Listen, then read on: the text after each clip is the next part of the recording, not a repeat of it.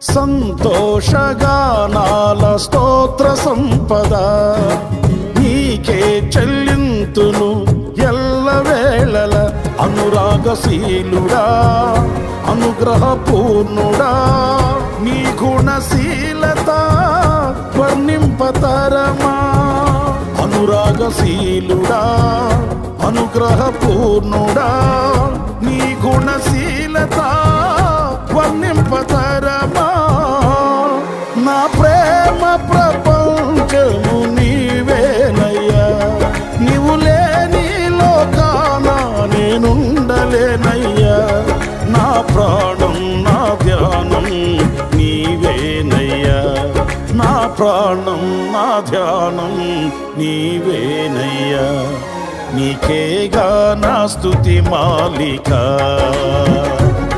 నీ కొరకే ఈ ఘన వేదిక.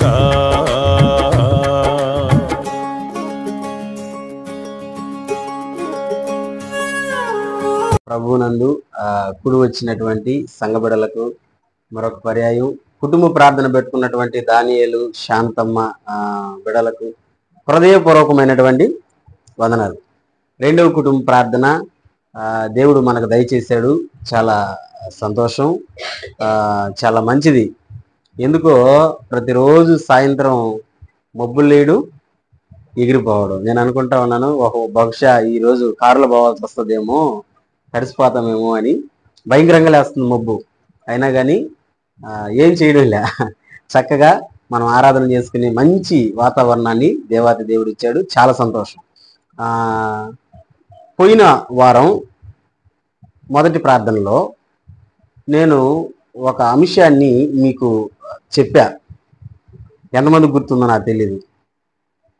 128వ కీర్తనలో ఏం చెప్పానో తెలుసా? 3 ఆశీర్వాదాలు ఉన్నాయి. ఒకటి, నీ చేతుల కష్టార్జితాన్ని నువ్వు అనుభవిస్తావు. రెండోది, నీ భార్య ఫలించే ద్రాక్షవల్లిగా ఉంటుంది. మూడవది, నీ పిల్లలు నీ భోజనపు బల చుట్టూరు ఒలివ మొక్కల్లాగా ఉంటారు అనేటువంటి ప్రస్తావన తీసుకొని వచ్చా. ఎవరికి ఈ 3 ఆశీర్వాదాలంట? దేవుని యందు మాట్లాడాల. దేవుని యందు భయభక్తులు కలిగిన వాళ్ళకి ఈ 3 ఆశీర్వాదాలు. ఆ అంశం మీద మాట్లాడుకుంటా వస్తా దేవుని యందు భయభక్తులు కలిగినటువంటి ఒక వ్యక్తిని చూపించా. చెప్పగలరా ఎవరు ఆ వ్యక్తి? దేవుని యందు భయభక్తులు కలిగిన వ్యక్తి ఎవరు? ఆ వ్యక్తి అబ్రహాం. సూపర్. ఎవరు? అబ్రహాము దేవుని యందు భయభక్తులు కలిగిన వాడు. దేవుని యందు భయభక్తులు కలిగిన వాళ్ళు ఎలా ఉంటారు అని 3 పాయింట్లు చెప్పా. అదంతా చెప్పగలరా? ఏంటి ఆ 3 పాయింట్లు? సూపర్. ఏంటంటే, దేవుడు ఒక పని చెప్తే తప్పకుండా చేస్తాడు. సూపర్, చేస్తారు వాళ్ళు. రెండోది పని. మూడోది చెప్పండి. రెండోది గుర్తొస్తుందేమో. రెండోది, తన సహోదరుల పట్ల బాధ్యత కలిగి ఉంటారు. అది రెండోది. మూడోది వచ్చి గొడవలకి దూరంగా ఉంటారు. అది పోయిన వారం నేను చెప్పా. దేవుని యందు భయభక్తులు కలిగిన వాళ్ళకి ఆశీర్వాదాలు, దేవుని యందు భయభక్తులు కలిగిన వాళ్ళు ఎలా ఉంటారనే సంగతి పోయిన వారం చెప్పా. ఈరోజు ఆ టాపిక్ నే మనం ఇంకొంచెం లోతుగా పోదాం.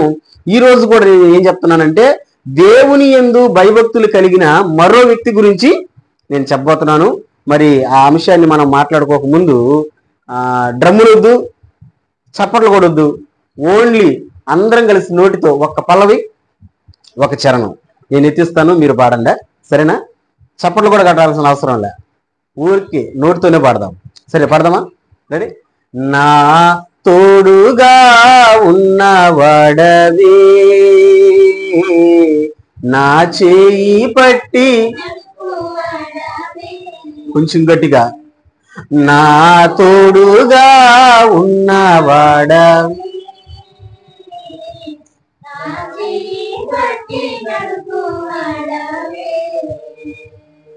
నా పక్షమున నా పక్షమున నా ధైర్యము నీవే యేసయ్యా నా ధైర్యము నీవే అందరమే యేసయ్యా యేసయ్యా యేసయ్యా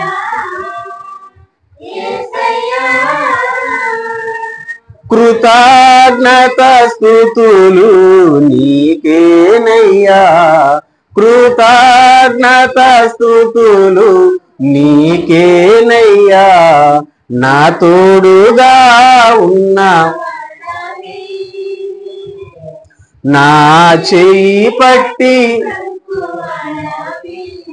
మొదటి చరణం నాను వారు నాకు దూరమైనా నా చెయ్యి విడచినా నాను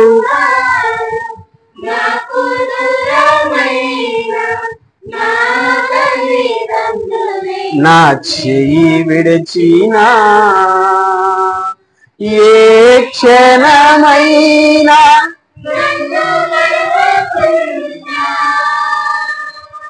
ఆ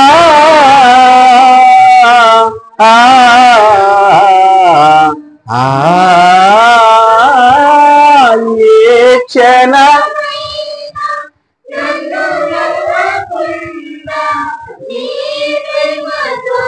నన్ను హత్తుకుంటివే నీ ప్రేమతో నన్ను హత్తుకుంటివే నా తోడుగా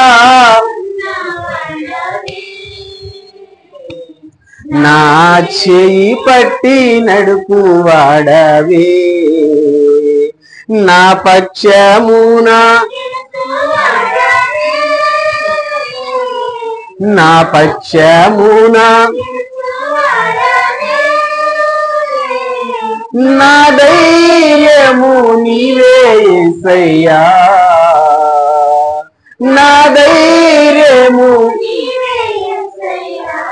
పాడు అందరమే యేసయ్యా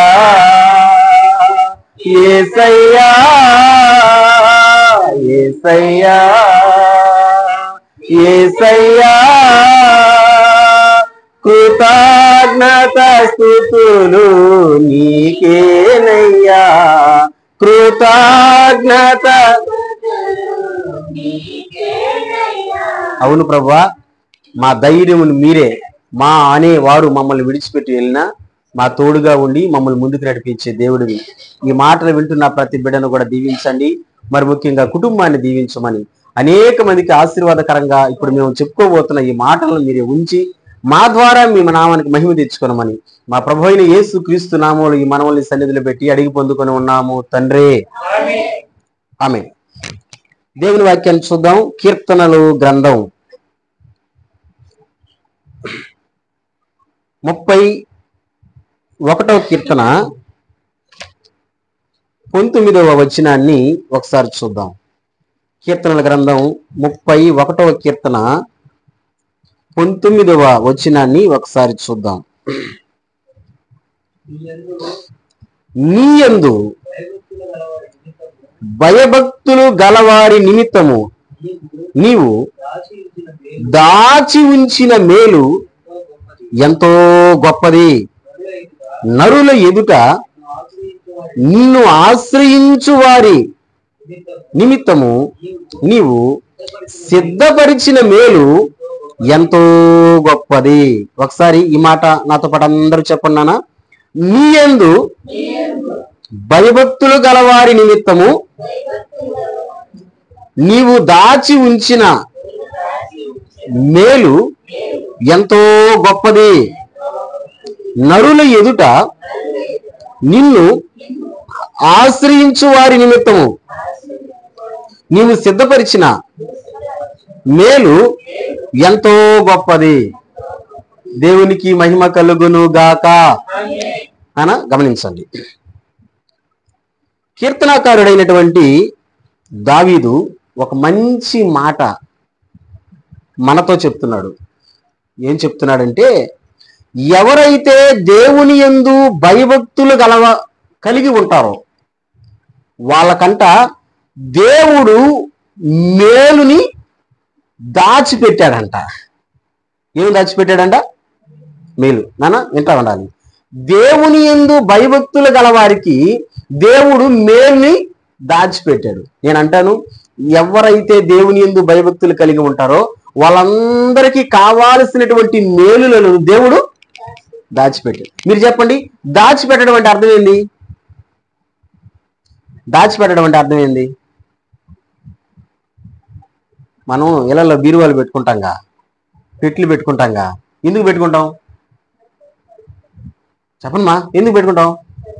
ఇప్పుడు ఇంట్లో బీరువా ఉంది, అందరి ఇంట్లో ఉంటుంది. దాని లోపల ఏమైనా ఉన్నాయి మనకు కనబడుతున్నాయా? అసలు లోపల ఏమైనా ఉన్నాయా లేవా? ఉంటాయా ఉండవా?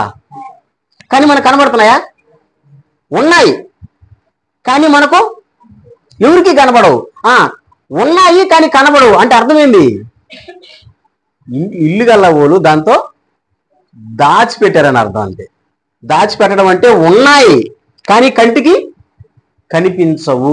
దేవుడు కూడా అదే అంటాడు, నేను దాచిపెట్టున్నా మీ కొరకు మేలులను నేను దాచిపెట్టున్నా, కానీ ఏదే చూపించు అంటే నేను చూపించను. ఎందుకో తెలుసా? నేను ఏం చేసి పెట్టినాను? దాచిపెట్టా. ఈ దాచిపెట్టింది ఎప్పుడు వస్తాయి బయటికి? సమయం వచ్చినప్పుడు, సందర్భం వచ్చినప్పుడు దాచిపెట్టిన దాంతో బయటకు వస్తాయి. మీకు ఒక మాట చెప్తా, దాచిపెట్టే గుణం మనుషుల్లోనే కాదు, ఇంకా జీవరాశుల్లో చాలా ఓట్లో ఉండదు ఈ గుణం, దాచిపెట్టే గుణం. ఉదాహరణకి చీమని తీసుకుందాం. చీమ ఏం చేస్తుందంటే కష్టపడి ఆహారాన్ని తీసుకొని పోయి దాచిపెట్టుకుంటుంది. అవునా కదా? మా ఒడ్లు గింజ బరువా చీమ బరువా? ఒడ్లు గింజ బరువా చీమ బరువా? ఒడ్లు గింజే బరువు. కానీ చీమ ఏం చేస్తుంది? ఒక్కటే లాగలేదని చెప్పి తన ఫ్రెండ్స్ కూడా, ఇంట్లో వాళ్ళు ఫ్రెండ్స్ తెలియదు మొత్తానికి, సాటి చీమలను తీసుకొని వచ్చి లాక్కొని పోతుంది. ఒడ్లు గింజ బీపీ గింజ ఏంది? పెద్ద పురుగులు ఉంటాయి కదా, కమ్మిడి పురుగు అంటామే మనం. అది ఎంత పెద్దది అయినా కానీ దాన్ని కూడా పట్టుకొని ఎక్కడ పెట్టుకుంటాయో తెలుసా? పుట్లో పెట్టుకుంటాయి, దాచిపెట్టుకుంటాయి. ఎందుకు దాచిపెట్టాయి? దాచిపెట్టింది రేపు ఒక కాలం రాబోతుంది, వర్షాకాలం. వర్షాకాలంలో మనకు ఆహారం దొరకదు, అందుకని దాచిపెట్టిన దాన్ని తిందాం అన్నటువంటి విధంగా దాచిపెట్టడం. ఎందుకు అంటే మనం ఇంకొకసారి దాన్ని ఉపయోగించుకునేదానికి. దేవుడు కూడా అంటాడు, నేను కూడా మీ కొరకు దాచిపెట్టినా, మీకు ఏం మేలులైతే కావాలో, మీకు ఏం మేలులైతే అవసరమో ఆ మేలులను నేను దాచిపెట్టున్నా. ఎవరికి ఇస్తాను ఈ మేలులంటే? ఎవరైతే దేవుని యందు భయభక్తులు కలిగి ఉంటారో వాళ్ళందరికీ మేలులను దేవుడు ఇచ్చేవాడు. నేను అంటాను, ఈ కార్యక్రమం చూస్తున్న బిడ్డలైతేనేమి, కుటుంబ ప్రార్థనకు వచ్చిన బిడ్డలైతేనేమి, కుటుంబ ప్రార్థన పెట్టుకున్నటువంటి బిడ్డలైతేనేమి, మీ అందరికీ దేవుడు మేలులను దయచేయును గాక. ఎవరికి ఏ మేలైతే అవసరమో, ఎవరికి ఏ మేలైతే కావాలో ఆ మేలులన్నిటినీ దేవుడు సమృద్ధిగా దయచేయును గాక. ఎవరికి ఇస్తాడంట మేలులు చెప్పండి? ఆయన యందు, గట్టిగా మాట్లాడాలా, ఆయన యందు, ఇంకోసారి గట్టిగా మాట్లాడాలా, ఆయన యందు భయభక్తులు కలిగిన వాళ్ళకు. అందుకే నేను చెప్పా, పోయిన వారం కూడా దేవుని యందు భయభక్తులు కలిగినటువంటి వ్యక్తుల గురించే చెప్పా, ఈ వారం కూడా దేవుని యందు భయభక్తులు కలిగిన వ్యక్తి గురించే మాట్లాడుతున్నా. నువ్వు దేవుని యందు భయభక్తులు కలిగి ఉంటే దేవుడు నీకు కావాల్సినటువంటి మేలుల్ని ఇస్తాడు. ఇప్పుడు దేవుని యందు భయభక్తులు కలిగిన వాళ్ళు బాగా ఆలకించండి. దేవుని యందు భయభక్తులు కలిగిన వాళ్ళు ఎలా ఉంటారు? ఈ వారంలో కూడా ఎలా ఉంటారు అని ప్రశ్న వేసుకుంటే ఆ ప్రశ్నకి సమాధానం ఏంటో తెలుసా? దేవుని యందు భయభక్తులు కలిగిన వాళ్ళు దేవుని మాటకు లోబడతారు. చెప్పండి, దేవుని యందు భయభక్తులు కలిగిన వాళ్ళు ఎలా ఉంటారంట? గట్టిగా గట్టిగా గట్టిగా దేవుని మాటకు లోబడతారు.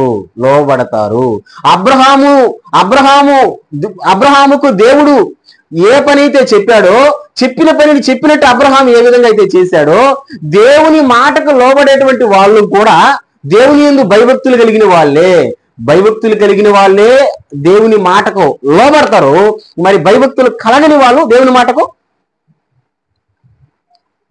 మీరు బాగా గమనించండి, కొంతమంది మనుషులు, స్త్రీలు కావచ్చు, పిల్లలు కావచ్చు, పెద్దవాళ్ళు కావచ్చు, ఎవరైనా కావచ్చు, మాట చెప్తే మాటకి లోబడతారు, అంటే మాట వింటారు, మాటకు లోబడతారు. కొంతమంది మీరు గమనించండి, మాట చెప్పామనుకో అసలు మాటకు లోబడను గాక, ఏంది నీ మాట వినేది, ఎందుకు వినాలి అసలు నీ మాట అనేటట్టుగా ప్రవర్తిస్తారు. వీళ్ళు ఎవరంటే భయభక్తులు లేని వాళ్ళు. దేవుడు కూడా అదే మాట అంటున్నాడు, నీవు గనక నా యందు భయభక్తులు కలిగి ఉంటే నా మాటకు నువ్వు లోబడతావు. ప్రియ దేవుని జనాంగమా, ప్రియ దేవుని పిల్లలారా, మనము దేవునికి లోబడడం నేర్చుకోవాలి. ప్రతి విశ్వాసి, ప్రతి ఒక్కరూ దేవునికి లోబడాలి. లోబడినప్పుడే నీవు దేవుని యందు భయభక్తులు కలిగి ఉన్నావు అనేదానికి ఒక అర్థం ఉంటుంది. స్తోత్రం చెబుదామా గట్టిగా? ఈ మాట అర్థం అవ్వాలంటే ద్వితీయోపదేశకాండానికి వద్దామా? ద్వితీయోపదేశకాండం 13వ అధ్యాయం 4వ వచనాన్ని ఒకసారి చూద్దాం. ద్వితీయోపదేశకాండం 13వ అధ్యాయం 4వ వచనాన్ని ఒకసారి చూద్దాం.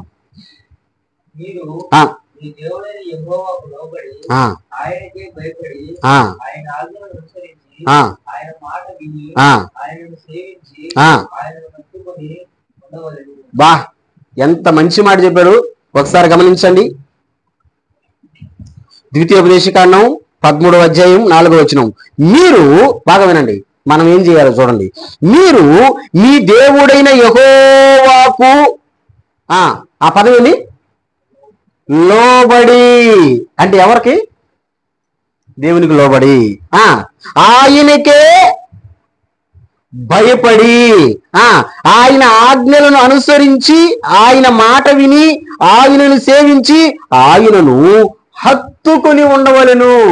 దేవుణ్ణంట మనం ఎప్పుడు కూడా ఎలా ఉండాలంట? గట్టిగా మాట్లాడితే కదా, ఎట్లా ఉండాలంట? హత్తుకోవడం అంటే హగ్ చేసుకుంటారు అంటారుగా, గట్టిగా పట్టుకుంటారు అంటారుగా. దేవుని అంటే మనం గట్టిగా హత్తుకొని ఉండాలంట. ఎప్పుడు కూడా, ఏ సమయంలో కూడా, ఏ రోజైనా సరే ఆయనకు దూరంగా ఉండకూడదు, ఆయనను విడిచిపెట్టి ఉండకూడదు. మనం దేవుని హత్తుకొని ఉండాలంట. అందుకే అంటాడు చూడండి, మీరు మీ దేవుడైన యెహోవాకు లోబడి ఆయనకు భయపడండి, ఆయనను అనుసరించి నడవండి, ఆయనను హత్తుకోండి. ప్రియ దేవుని జనాంగమా, నువ్వు దేవునికి భయపడాలా? నువ్వు దేవునికి లోబడాలా? నేను ఒకటే అంటాను, దేవుని భయం లేకపోతే, దేవునికి లోబడకపోతే వాళ్ళు ఏమి చేస్తారో, వాళ్ళు ఎలా ఉంటారో వాళ్ళకే తెలియదు. ఈ రోజున చాలా మందిని మీరు గమనించండి, దేవుడు అంటే భయం లేనటువంటి వాళ్ళు, దేవుడు అంటే భక్తి లేనటువంటి వాళ్ళు, దేవునికి లోబడేటువంటి వాళ్ళు చాలా మంది ఉన్నారు. ఏమైపోతున్నారో ఒక మాట చెప్తున్నా, దేవుని నమ్ముకున్నటువంటి మనం, దేవుణ్ణి ఆరాధిస్తున్నటువంటి మనం, దేవుని యందు విశ్వాసం ఉంచినటువంటి మనం, ఏ సమయంలో అయినా ఎప్పుడైనా మనం నష్టపోయే వాళ్ళంగా ఉండకూడదు, పోగొట్టుకునే వాళ్ళంగా ఉండకూడదు. ఒకవేళ నష్టపోయినా, ఒకవేళ పోగొట్టుకున్నా కానీ తిరిగి మళ్ళీ పొందుకునే వాళ్ళంగా ఉండాలా. మరి నువ్వు పొందుకోలేకుండా మనం పోగొట్టుకుంటున్నాము అని అంటే బాగా గమనించండి, దేవుని యందు భయభక్తులు ఒకవేళ మనము కలిగి ఉండడం లేదేమో. నేను అంటాను, ఎవరైతే దేవుని యందు భయభక్తులు కలిగి ఉంటారో వాళ్ళ జీవితాలలో దేవుడు ఏం చేస్తాడంటే అనేకమైనటువంటి మేలులను వాళ్ళ జీవితాల్లో ఇస్తాడు, అనుగ్రహిస్తాడు. నమ్మిన వాళ్ళ గట్టి స్తోత్రం చెబుదామా? ఏం చెప్తున్నా అర్థమవుతుంది కదా? దేవుని యందు భయభక్తులు కలిపినటువంటి వాళ్ళ కుటుంబాలలో దేవుడు అనేకమైన మేలులు చేస్తాడు. ఆయన దాచిపెట్టున్నాడు, అనేక మేలులు చేస్తాడు. ఇప్పుడు మనం అర్థం చేసుకోవాల్సింది ఏంటంటే, అనేక మేలులు చేస్తాడు, దేవునికి లోబడితే అనేక మేలులు చేస్తాడు అని నేను చెప్తున్నాను కదా. అనేక మేలుల్లో ఎలాంటి మేలులు చేస్తాడు? ఎలాంటి మేలు చేస్తాడు? ఒక్క మేలు మీ ముందర పెట్టి నా ప్రసంగాన్ని ముగిస్తా ఈరోజు. ఒక్క మేలు, దేవుడు చేసే అనేక మేలుల్లో ఎలాంటి మేలులు చేస్తాడు? ఒక్క మేలు. ఒకసారి చూడండి ఆ మాటని. కీర్తనల గ్రంథం 147వ కీర్తన. కీర్తనల గ్రంథం 147వ కీర్తన 14వ వచనాన్ని చూద్దాం. 147వ కీర్తన 14వ వచనం. చాలా జాగ్రత్తగా ఈ మాట వినాలి నాన్న. 147:14 చదువున్నాను.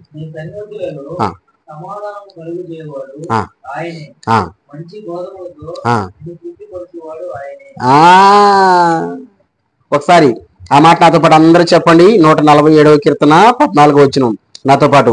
నీ సరిహద్దులలో గట్టిగా సమాధానము కలుగు చేయవాడు ఆయనే.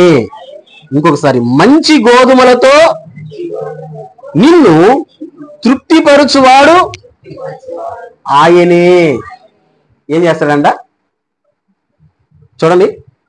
నీ సరిహద్దులలో సమాధానం కలుగు చేయవాడు ఆయనే అంటే నీ ఇంట్లో, నీ కుటుంబంలో సమాధానం కలుగు చేసేవాడు ఆయనే అంట. కింద అంటాడు చూడండి, మంచి గోధుమలతో నిన్ను తృప్తిపరచువాడు ఆయనే. దేవుడు చేసే మేలుల్లో ఇది ఒక మేలు.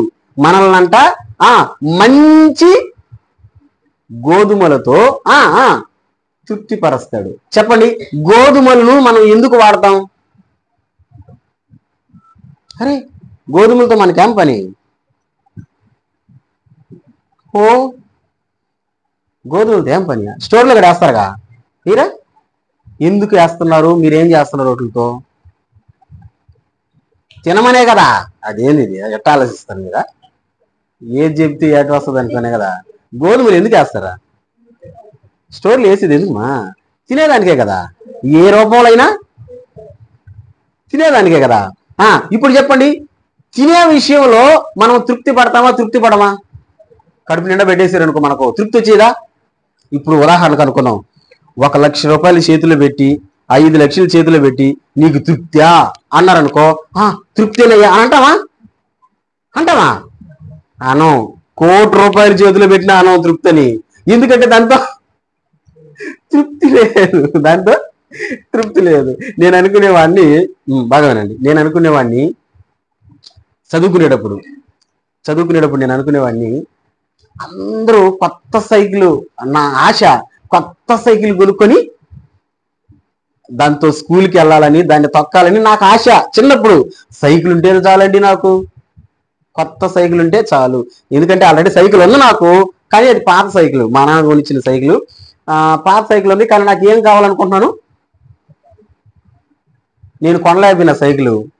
కానీ అద్భుతంగా ఒకసారి మన సారు ఫోన్ చేసి, మహేష్ రా అన్నాడు. అప్పుడు నా పెళ్లి ఫిక్స్ అయ్యి ఉంది. పెళ్లి కాలేదు, పెళ్లి ఫిక్స్ అయ్యి ఉన్నది. మహేష్ రా అన్నాడు. వెళ్ళినా సార్ కాడికి వెళ్ళేసరికి, ఇదిగో నీకోసం సైకిల్ ఇస్తున్నాను తీసుకుపో అన్నాడు. నాకు కావాలనుకుంటున్నది దొరికింది అనుకొని నా పెళ్లి కార్డులు నా సైకిల్లోని నేనే తిరిగినా. ఎంత సంతోషంగా ఉండిందో. ఏమనుకున్నాను ఇప్పుడు? ఏమనుకున్నాను? నా కోరిక తిరిగింది, నాకు కొత్త సైకిల్ వచ్చింది అని. ఆ రోజే వదిలేసేదాన్ని. ఇంకా అన్నించి మళ్ళీ సైకిల్ జోలికి పోవాలా. మళ్ళీ సైకిల్ మీద పోయేటప్పుడు నాకేమనిపిస్తుందంటే, బండిలో పోతున్నారు అందరూ, సైకిల్ తొక్కాల్సినట్టు ఉండదు, చెమటలు కారుతున్నాయి, కాళ్ళు నొప్పులు వస్తున్నాయి. అదే ఒక చిన్న బండి ఉంటే బాగుంది కదా అని అనుకున్నా. అలాగే పుచ్చనపల్లిలో ఒక సాయిబు దగ్గర ఆయనకి లోనా బండి ఉండింది, చిన్న బండి, పొర్రంట పోయే బండి. ఆ బండిని కొనుక్కున్నాం. ఎంతో కాదు, 1800 పెడితే ఇచ్చేసినాడు. అది రిపేర్ నుంచి చేసుకుని తంటాలు పడ్డాం. దాంతో తిరగతా ఉన్నాం. ఒకరోజు ఏం జరిగిందంటే, మా నాన్న నేను నాయుడుపేట పోతున్నాం. బాగా ఫుల్ చేసేస్తున్నాడు మా నాయన. అప్పుడు ఆ రోజు నేను దోలుతానన్నాడు, ఆయన దోలుతున్నాడు, నేను వెనక కూర్చోనున్నా. ఆ అన్నమేడ దగ్గరకు పోయేసరికి, నాయుడుపేట రూట్లో అన్నమేడ ఉందిగా, అన్నమేడ దగ్గర అక్కడ పోయేసరికి ఆ ఇంజిన్ హీట్ ఎక్కిపోయి, చిన్ని బండి కదా అదే, స్లోగా పోతుంది, అరస్తుంది, స్లోగా పోతుంది. ఒక పిల్లోడు టైరు బండి తీసుకుని మాకంటే ముందు వెళ్ళాడు. మేము బండిలో పోతున్నాం. పోయేవాడు గుమ్మగా బాల పెద్దంగా డైలాగ్ వేసి, బండి కంటే టైరు ముందు పోతున్నాను అన్నాడు. అంటే ఓడిపోయింది నా చేతిలో బండి అనేసరికి నాకు తలకాయ తీసి పక్కన పెట్టినట్టు అయిపోయింది. ఇది కూడా బండేనా, పెద్ద బండి ఉంటే బాగుండు అన్న. ఆ తర్వాత చేతక బండి కొన్నా, ఇంకా పెద్ద బండి ఉంటే బాగుండు అన్న. ఆ తర్వాత ప్లాటినా బండి కొన్నా, ఇంకా పెద్ద బండి ఉంటే బాగుండు అనుకున్నా. దాని తర్వాత డిస్కవరీ బండి కొన్నా, ఇంకా పెద్ద బండి ఉంటే బాగుండు అనుకున్నా. దాని తర్వాత పల్సర్ బండి కొన్నా. పల్సర్ కొనిన తర్వాత ఒక ఆలోచన వచ్చింది, ఎంత పెద్ద బండి కొన్నా దుమ్ము తప్పదు, చెప్పు, ఎండ తప్పదు, వాన తప్పదు. అదే కారు అంటే చిన్న కారు కావాలనుకున్నా, చిన్న కారు కొన్నా. దేవుడు కృప చూపి ఇప్పుడు పెద్ద కారు ఇచ్చాడు. ఇప్పుడు చెప్పండి, ఇప్పుడైనా తృప్తి ఉంటుందా? చెప్పండి మా, ఉంటుందా? ఉంటుందా? మొన్న జోక్గా నేను ఒక మాట అంటామండి మా ఇంటి దగ్గర, ఈ కారులో నలుగురే పోతున్నాము, అది పెద్ద కారు ఉంటే ఒక 8 మంది బావచ్చు కదా, ఉన్నాయి కదా పెద్ద బండిలా, ఎరిటి కానీ ఇన్నోవా అని అనేసరికి అమ్మ అంటది, నాయన నువ్వు ఆ పెద్దది ఒకవేళ కొన్నా ఇంకా పెద్దది. ఎందుకు చెప్తున్నానంటే మనిషికి తృప్తి లేదు. నా గురించి నేను చెప్పుకున్నా, నా గురించే కాదు మీ గురించి కూడా. ఏ విషయంలో అయినా మనిషికి తృప్తి చెందడు, ఎంత ఇచ్చినా తృప్తి ఉండదు. కానీ ఒక్క విషయంలోనే మనం తృప్తి చెందేది. ఏ విషయంలో? మనం తినే విషయంలో తృప్తి. ఎందుకంటే కడుపు నిండా పెట్టేసామనుకో, ఇంకా పెడుతున్నా తింటామా? తినలేము. చాలయ్యా అంటాం, చాలయ్యా చాలయ్యా చాలయ్యా. ఎప్పుడు చాలయ్యా అని అంటామంటే మనకు తృప్తి వచ్చినప్పుడు చాలయ్యా అంటాం. మరి దేవుడు కూడా అదే మాట అన్నాడు కదా, నిన్ను తృప్తి పరచెదను. స్తోత్రం. ఏం చేస్తాడంట? మాట్లాడరా, ఏం చేస్తాడంట? దేంతో తృప్తి పరుస్తాడు? చెప్పండి, దేంతో? మంచి గోధుమలతో. అంటే నీకు మంచి ఆహారం పెట్టి తృప్తి పరుస్తాడు. అందుకే మనం పాట పాడుతూ ఉంటాం కదా, ఎన్ని తెలిసిన ఏది అడిగినాను పాడతాం కదా. లాస్ట్ చరణం ఏంటో తెలుసు కదా,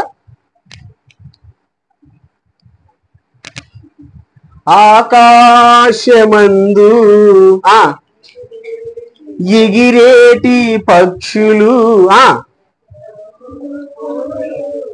కొట్లకు సమకూర్చవు, వాటిని పోషించుచున్నావు, వాటిని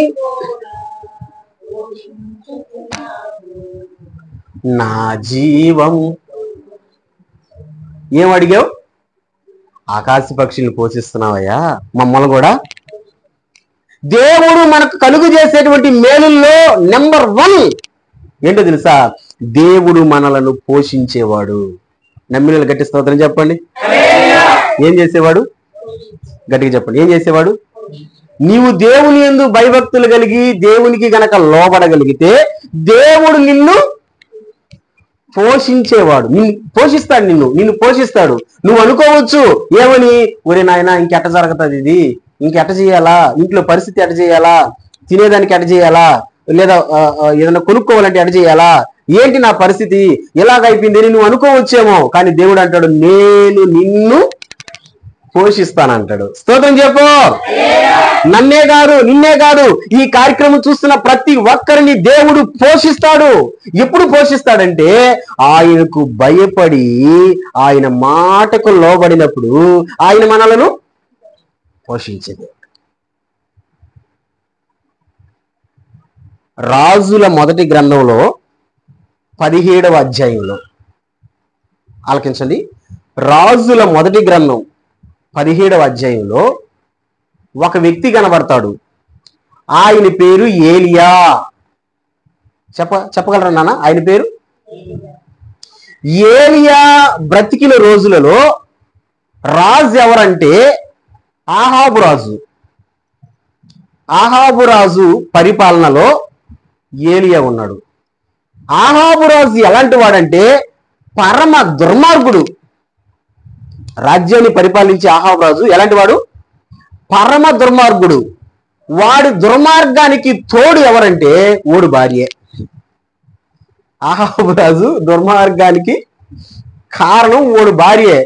ఆహాబు రాజు భార్య పేరు యెజబెలు. చూడండి ఈ పేరు ఎంత భయంకరంగా ఉందో.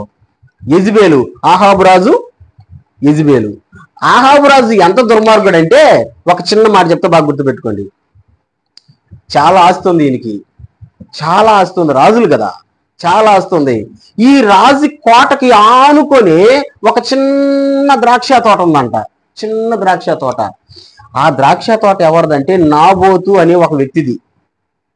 ఈ రాజు నాబోతును పిలిచి అడిగాడు, నాబోతు, నా రాజు కోటకి ఆనుకునే ఉంది నీ ద్రాక్ష తోట, దాన్ని నాకు ఇచ్చేసి దానికి బదులు నీకు డబ్బులు ఇస్తానంటాడు. నేను ఇవ్వనంటాడా నాబోతు. డబ్బులు కాకపోతే దానికి బదులు ఏరే పొలాన్నైనా ఇస్తాను, నాకు ఇచ్చి అంటాడు. నాబోతు అంటాడు నేను ఇయ్యను అంటాడు. ఎందుకు ఈడంటే అది నాబోతు పిత్రార్జితం అంట. అంటే వాళ్ళ తాతల నుంచి వస్తున్న భూమి.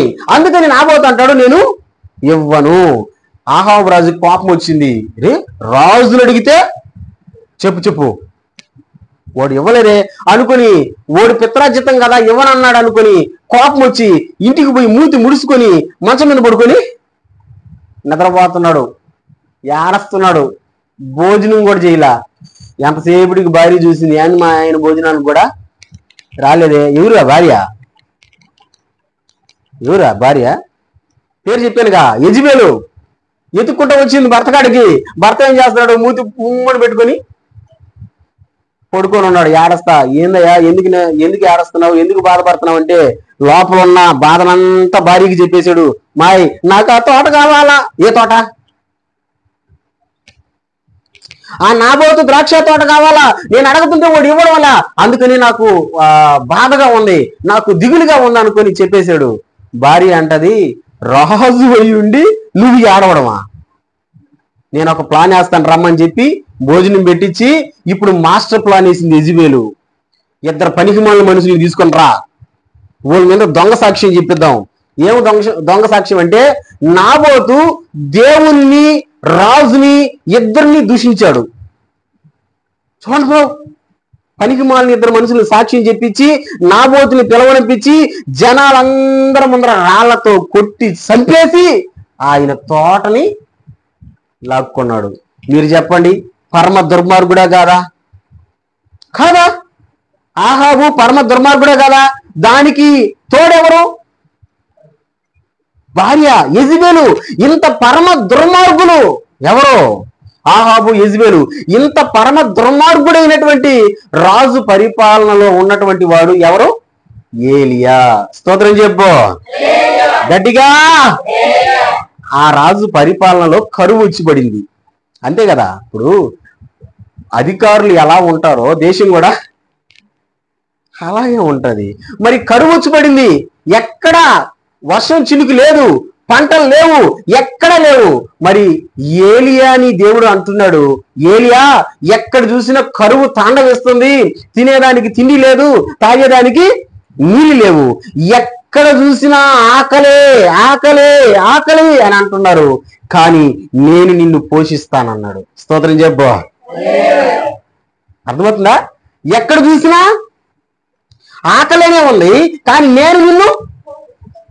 ఒకసారి ఆ మాట చూద్దాం, భలే ఉంటాయి మాటలు అక్కడ. మొదటి రాజుల గ్రంథం 17వ అధ్యాయం 3 నుంచి 7 వచనాలు చూద్దాం. 3 నుంచి 7 వచనాలు, లేదా 3వ వచనం చదువుదామా?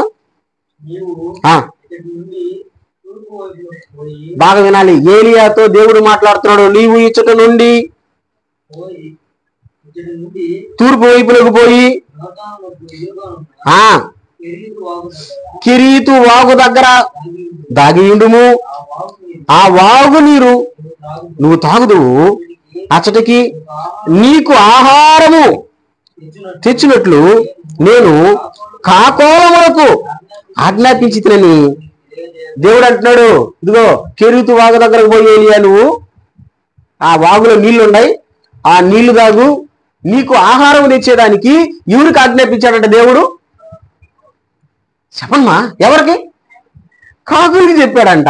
కాకులకి ఆజ్ఞాపించాడంట. కాకుల్లారా, అదిగో అల్లాడున్నాడు నా బిడ్డ. ఎవడు ఆ బిడ్డ? ఏలియా. చెప్పండి, ఎక్కడున్నాడు? శ్రీనివాసత్రంలో ఉన్నాడా? ఏడన్నాడు? ఆ కెరీతు వాగు దగ్గర ఉన్నాడు. ఆ వాగు దగ్గర ఉన్నాడు, ఆకలితో ఉన్నాడు. కాబట్టి కాకులరా, మీరు ఎత్తుకుని పోయి రొట్టె మాంసం, అమ్మో విందు. చుట్టుపక్కల ఎట్టుంది వాతావరణమా? ఆకలి, కరువు, కనీసం అంటారు కదా ఏమని, మాడు చెక్కల మంచినీళ్ళు కూడా అంతే. నిజ జీవితమా కరెక్ట్ చెప్పానా? మాడు చెక్కల మంచినీళ్ళు అంటే అడుగుబడిలో ఉంటాయి, అవి కూడా దొరకడం వల్ల జనాలకి ఆకలితో ఉన్నారు జనాలు. కానీ ఈయన మాత్రం మాంసం. చెప్పు, చూడండి ఆ మాట చూద్దాం, భలే ఉంటుంది. చదువుకుంటా వద్దామా? కాకోలములకు ఆజ్ఞాపించితిని అతనికి తెలియజేయగా 5వ వచనం.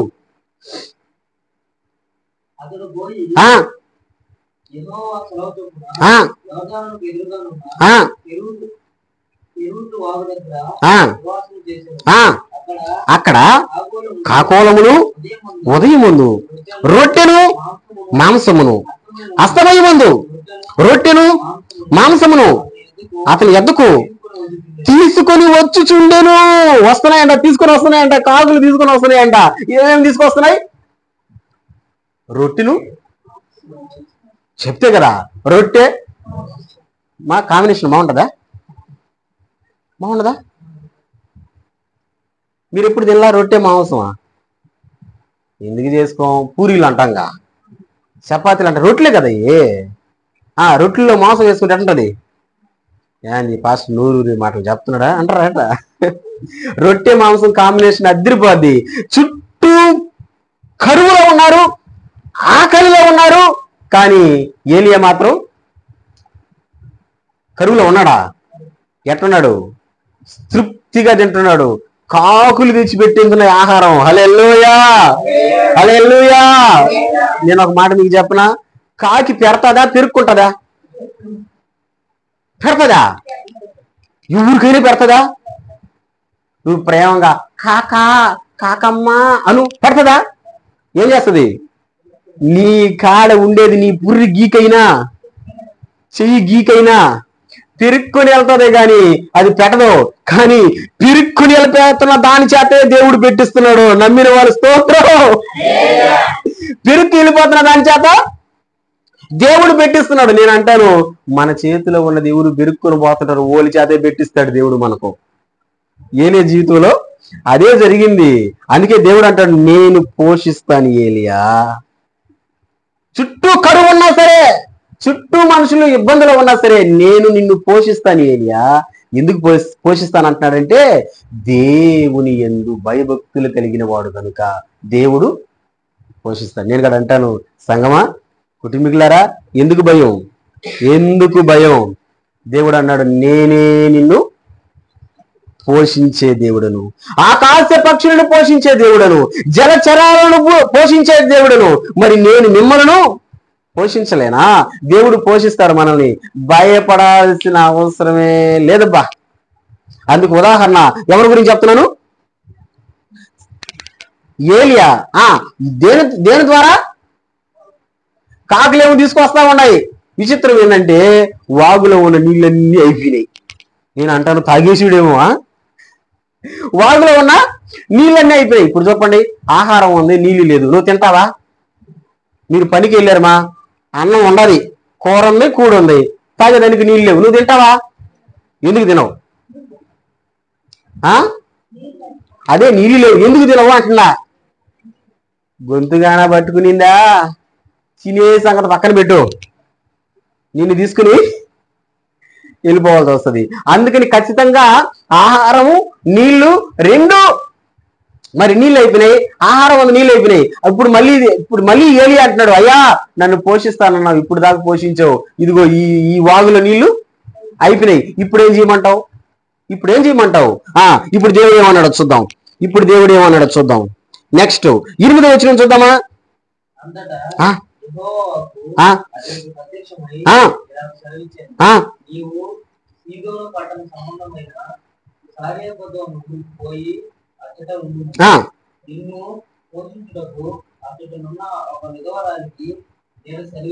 అదిగో ఇప్పుడు అంటున్నాడు, ఓహో అక్కడ నీళ్ళు అయిపోయినాయా, అయితే అక్కడి నుంచి ఇంకొక దగ్గర పో, సారేపతు అనేటువంటి ఒక ప్రాంతానికి పో, అక్కడ నిన్ను పోషించేదానికి ఎవరికి చెప్పాడంట?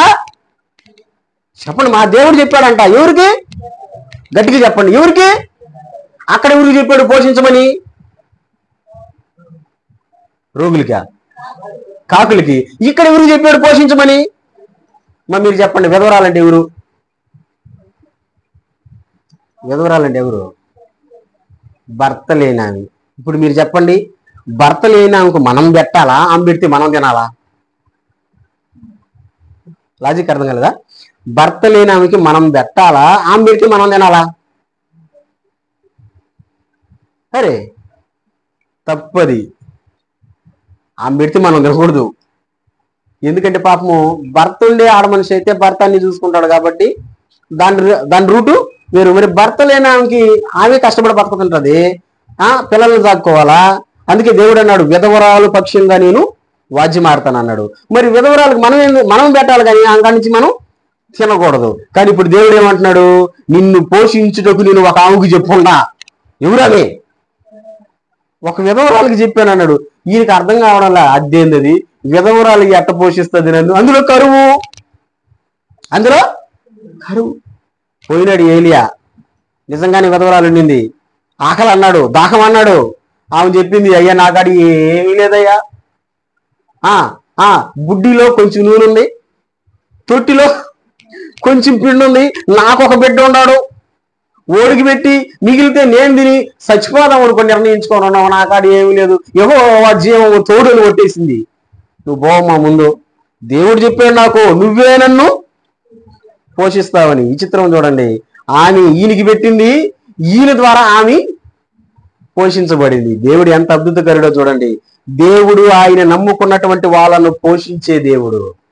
నన్నైనా సరే, నిన్నైనా సరే, ఎవరినైనా సరే, ఎవరైతే ఆయన యందు భయభక్తులు కలిగి ఆయన మాటకు లోబడతారో వాళ్ళని దేవుడు పోషించే దేవుడు. నమ్మిన స్తోత్రం. కానీ మనం ఆయన మాటకు లోబడ. ఇప్పుడు కెరూతు వాగు దగ్గరకు పో, కాకులకి చెప్పాను అన్నాడు. ఇప్పుడు మనమే కనుక అదే లెక్కలో ఉంటే మనకేం డౌట్ వస్తుంది? దేవుడా భలే దేవుడు నువ్వు, ఎవరికి చెప్పాడంట? కాకులి ఆడైనా తీసుకొచ్చి పెడతాయే దేవుడా అనేవాళ్ళు మనం, అనుకునేవాళ్ళు మనం. ఆ నుంచి విధవరాలు కడకపో, విధవరాలు పోషిస్తుందంటే మనం ఏమనేవాళ్ళవి? ఎక్కడన్నా మంచి ఆసాముకి చెప్పుంటే డబ్బులు ఉంటాయి, దాచిపెట్టుకుని ఉంటాడు, ఆహారం పెట్టేవాళ్ళు. ఇదేంటి దేవుడా అనేవాళ్ళు మనం. కానీ మారు మాట మాట్లాడలా ఏలియా. ఇది కదా దేవుని యందు భయభక్తులు నిలపడం అంటే. దేవుడు చెప్పాడు, ఆ మాటకి లోబడ్డాడంతే. నేను కూడా అంటాను, ప్రియ నా దేవుని జనాంగమా, ప్రియ కుటుంబీకులారా, ఈ మాటలు వింటున్నటువంటి ప్రియులారా, దేవుడు నిన్ను పోషిస్తాడు. దేవుడే నిన్ను పోషిస్తాడు. నీ పరిస్థితి ఇలాగైపోయింది, ఇలాగైపోతుంది అని నువ్వు భయపడాల్సినటువంటి అవసరం లేదు. దేవుడే పోషిస్తాడు. ఆయన పోషించాలంటే ఆయన యందు భయభక్తులు నిలుపు, ఆయన మాటకు లోబడు. అంతే, ఆయన మాటకు లోబడు. ఆయన ఏం చెప్తే ఆయన మాటకు లోబడు. లోబడతారా? మేము లోబడమయ్యా, ఇప్పుడు మేము లోబడకపోతానంటారా? నువ్వు లోబడితే నిన్ను పోషిస్తాడు దేవుడు. నిన్ను పస్తు పెట్టనుగాక పెట్టడు. నీ కుటుంబానికి ఆయనే అధికారిగా ఉండి ఆయనే పోషిస్తాడు. అటువంటి మహా గొప్ప కృప దేవుడు మనందరికి దయచేయునుగాక. తల వంచండి, ప్రార్థన చేద్దాం. నా ప్రియ దేవుని జనాంగమా, ఈరోజు మాటలు విన్నటువంటి నిన్ను పోషించే దేవుడు ఆయన. నువ్వు దేవుని యందు భయభక్తులు నిలిపి ఉంటే, నువ్వు ఆయన మాటకు లోబడితే నిన్ను పోషించే దేవుడు ఆయన.